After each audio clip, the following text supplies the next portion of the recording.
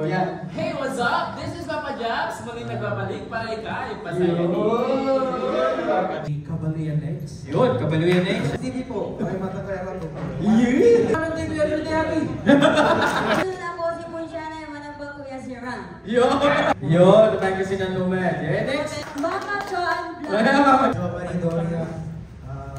Job. Ano tayo doon? Tayo doon, TV Vlog. At Gino TV po. Yeah, Gino TV. Next! Sila I'm good. And tanghali. Janas Ganda TV. mayaman kami.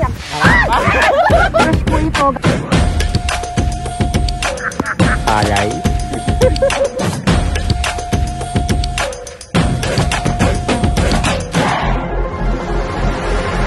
Hey! What's up?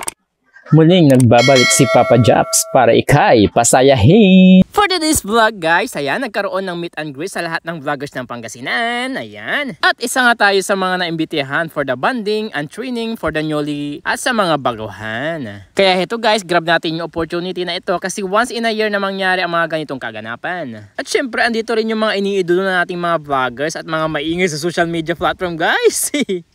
Nariyan si Munsiana, Kabaluyan X, Puff Jeff, ayan, Kadalig, Lina Infante, The Pangasinan Nomad, ayan, si Papa Jess, Councilor Banong, JP Bagtas, Christopher Mayani, Darren Kagiwa Vlog, ayan, si Ronan's Adventure, DJ Kenji Vlog, at syempre hindi dyan papawali si Papa Jeffs nyo.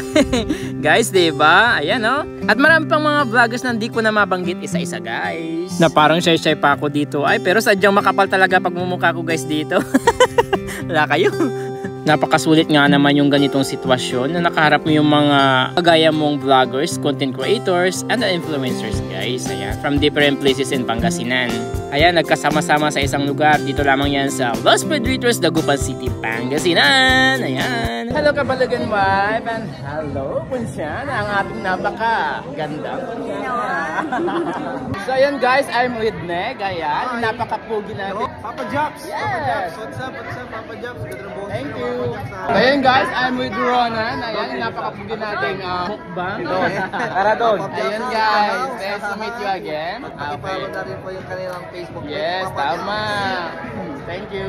O diba guys, ang sarap ng tinapay nila dito sa Pedritos. Diba Rico? Uy Rico. Number 53. Sold out? Number 53. Ayan. Ay, makakakuha. Babako. Sold out.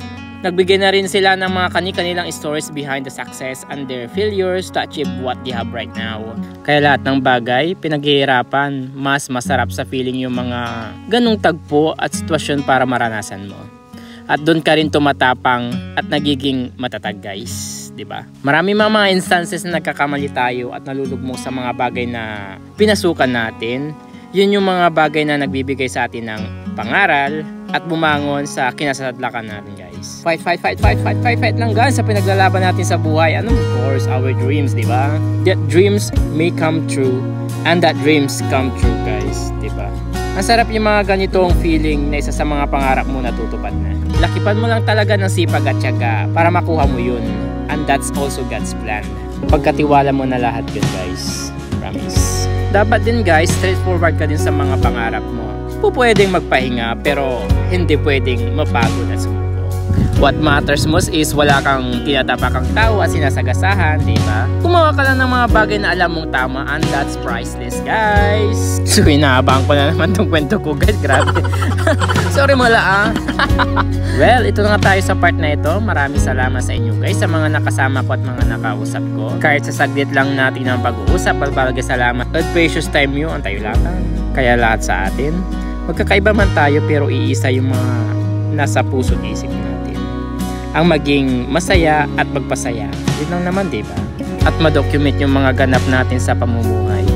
And that's priceless, guys. Alam nyo na yan. Kaya, that's it. Thank you so much. And before anything else, this is Papa Jobs, and this our story.